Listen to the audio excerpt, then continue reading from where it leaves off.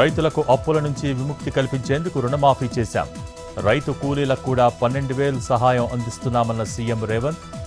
సన్నాలకు 500 bonus ఇస్తున్నామని సభలో తెలిపిన ముఖ్యమంత్రి.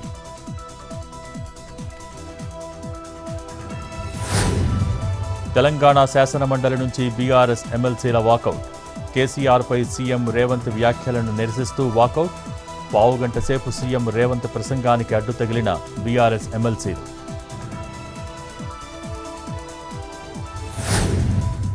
విశాఖ జిల్లా భీమిలి బీచ్లో అక్రమ నిర్మాణాల కూల్చివేత.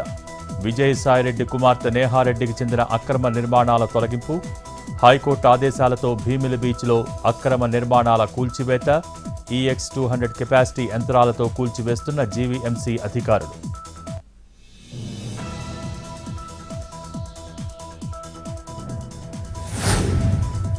గుంటూరు మేయర్ కావటి మనోహర్ నాయుడు రాజీనామా. కూటమి ప్రభుత్వం వచ్చాక అనేక అవమానాలు ఎదుర్కొన్నానని ఆవేదన.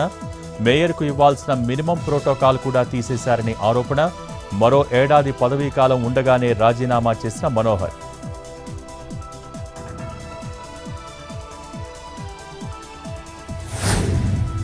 టీటీడీ ఆధ్వర్యంలో వెంకటపాలెంలో శ్రీనివాస కళ్యాణం. స్వామివారి కళ్యాణానికి సీఎం చంద్రబాబు, గవర్నర్ నజీర్. 2,000 మంది శ్రీవారి సేవకులతో భక్తులకు సేవలు. భక్తులందరికీ 175 గ్రాముల లడ్డూ పంపిణీ.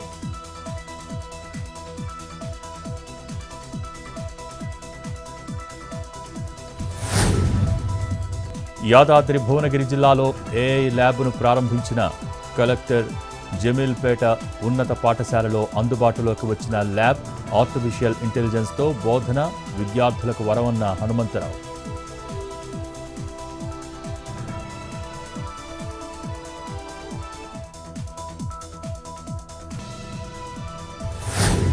శ్రీ సత్యసాయి జిల్లా మడకసిరిలో భారీ అగ్ని ప్రమాదం.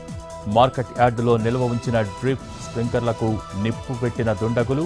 మంటల్ని ఆర్పుతున్న అగ్నిమాపక సిబ్బంది.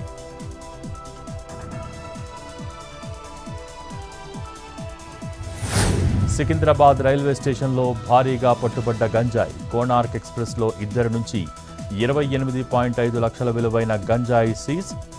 ఒడిషాకు చెందిన సుశాంత్, మహారాష్ట్రకు చెందిన కరణ్ అరెస్ట్. పరారీలో ప్రధాన సూత్రధారి జీవన్.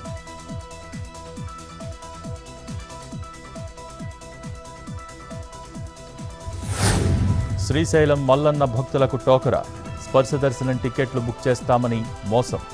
ఫోన్పే ద్వారా డబ్బు వేయించుకున్నాడన్న బాధితుడు.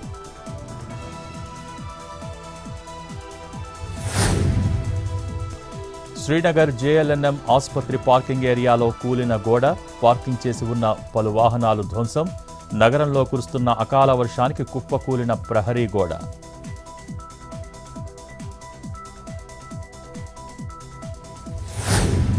తెలుగు రాష్ట్రాల్లో మండుతున్న ఎండలు. చాలా ప్రాంతాలలో 40 డిగ్రీలు దాటిన ఉష్ణోగ్రతలు. ప్రకాశం జిల్లా పెద్దదోర్నాలలో అత్యధికంగా 42.4 డిగ్రీలు.